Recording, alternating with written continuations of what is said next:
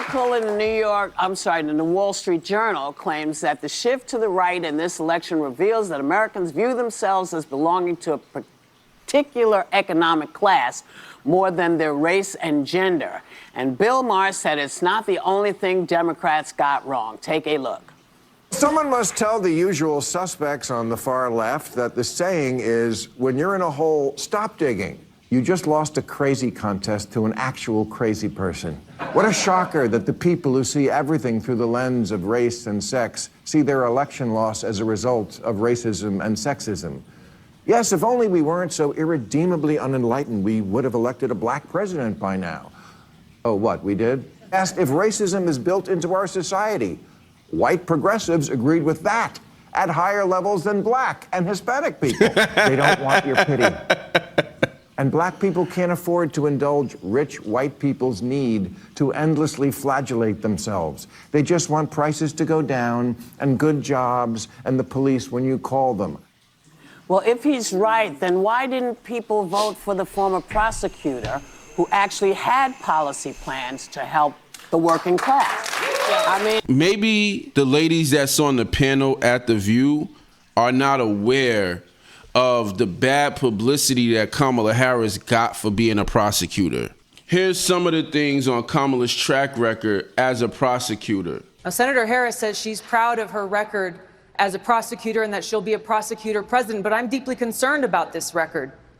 There are too many examples to cite, but she put over 1,500 people in jail for marijuana violations and then laughed about it when she was asked if she ever smoked marijuana.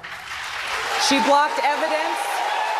She blocked evidence that would have freed an innocent man from death row until the courts forced her to do so. She kept people in prison beyond their sentences to use them as cheap labor for the state of California. And she fought to keep cash bail system in place that impacts poor people in the worst kind of way. Here's the man that almost did life in prison because Kamala Harris blocked key evidence in his case. If you're interested in hearing more about this brother's story, as you can see, it's on the Vice Network on YouTube. Go check it out.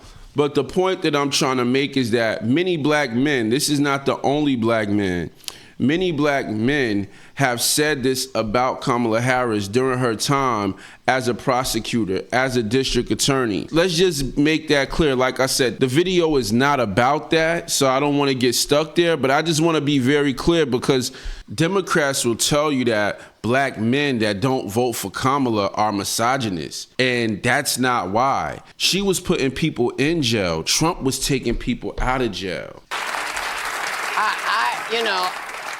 Again, I got my popcorn. I don't know why people did what they did. I see all these reasons, and so, okay, time will tell. But what do y'all think?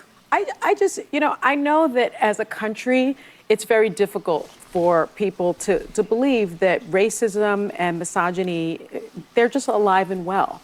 I think that we don't want to think that about ourselves, our neighbors, our friends, but it's my lived experience tells me that it does still exist, even if your lived experience doesn't tell you that it exists. And, the facts support that. I think we have a graph. If you look at there's a clear racial divide in who voted for Trump as opposed to who voted for Kamala Harris. So based on Sonny's argument, all of the black people that voted for Kamala Harris are racist. I don't understand how she doesn't see that her own logic shoots her in the foot. It's very clear. It's not only clear by race, but it's also clear by education. And so the notion somehow that is not true, this is by education. Those who attended college voted for her at a higher degree than those that didn't. But I think I've you're said that. his point. Let me just finish. And so I've said that before, and there was so much backlash because I think it's an uncomfortable, inconvenient truth about this country. But his whole point is they didn't vote for him because of racism and misogyny. They voted for him because they felt like, I think the biggest common denominator in this election is people want a good life and ability to provide for their family. Well, and whether we agree or not with Donald Trump's plans, black people they thought that he was reflective. One of the poorest demographics in this country, but they voted for Kamala Harris. But there was a split, and more of them voted for Exactly. Donald Trump than had historically. I think that there's such a desire. If you really think the vast majority of this country voted because of racism and misogyny, you're missing it. Most of my family, a lot of my family doesn't have college degrees. But the stats are the stats. But that's not, it doesn't say I'm white, I voted for Donald Trump because of racism. That's not, let me just, what stat are you talking about? You can't dissect the two. Yes, you can. There's a lot Hold on. Let me just Calm down. Everybody just take a breath. Take a breath. Well, take a beat. I'm so glad Alyssa checked Sonny on the facts because she's absolutely right. And she's proven Bill Maher's point. It's nothing in the stats that say that these people are misogynistic or racist. It's nothing in the stats that say that. This is something that they're extrapolating from the stats to fit their narrative. And I'm gonna go out on a limb and say this. I don't believe people have as big of a problem with the narrative of misogyny and racism as they do with the Democrats changing definitions and telling you that this doesn't mean that and that means this. I think that is more annoying to people than them pushing a narrative. For example, in one sentence, they're telling you we don't know what a woman is, or it's some very convoluted definition of what a woman is. In the same breath, they're calling you a misogynist. How can you say that somebody hates a woman if you don't even know what a woman is?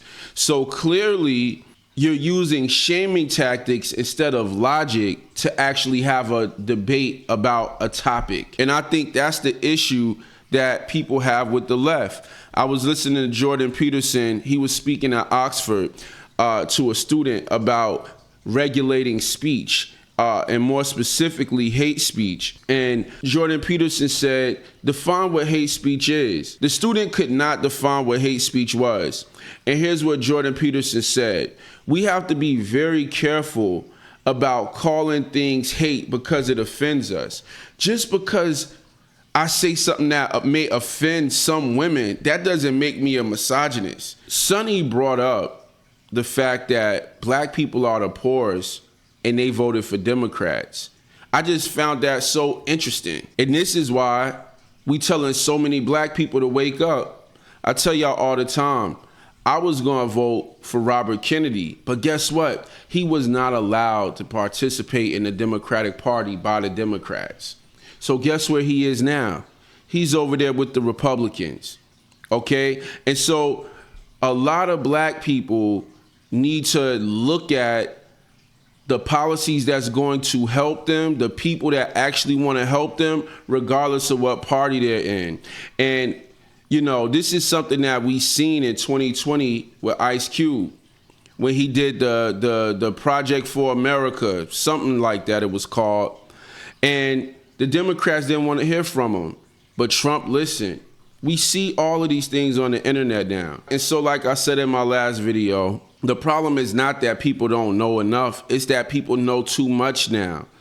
And lastly, one thing I want to emphasize and re-emphasize over and over again is that God is good, God is in the mix, and listen, God does not approve of gays and transgenders, and it doesn't matter how much you try to change definitions and flip things and say what's wrong is right and what's right is wrong. A man is a woman is a man, up is down, left is right. No matter how much you try to pervert things, because that's what the left is doing, it's gotten very demonic. And that's one of the real reasons why so many people don't rock with the left, is because the demonic spirit that's going with the left. It's like it supersedes economics at this point. But you know that the devil comes to kill, steal, and destroy. So when you start looking at your pocketbook, you like, hold on, we fell for that BS. We thought when they said inclusion, that was gonna be, oh, but nah, now you want the boys in the bathroom with my daughter. We thought when you said, you know, love gay people, we didn't know.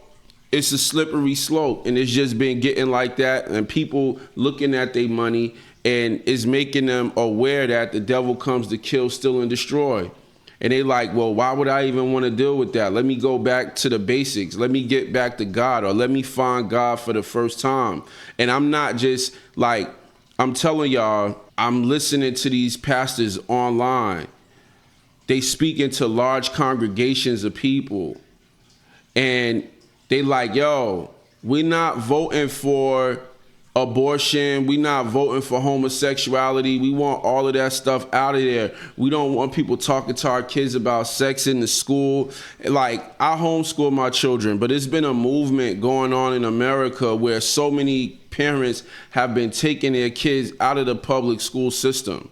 Forget school choice. They don't want to deal with it at all because it's too much nonsense involved in the whole situation. And you know, this whole thing with morality, when you're an adult, it becomes bigger than you. It becomes about protecting the babies. So like I said, I agree with Bill Maher, and I'm glad that Alyssa held Sonny's feet to the fire. Anywho's, if you stayed this long, click the link below. I have another video similar to this one, and I'll see y'all over there. Peace.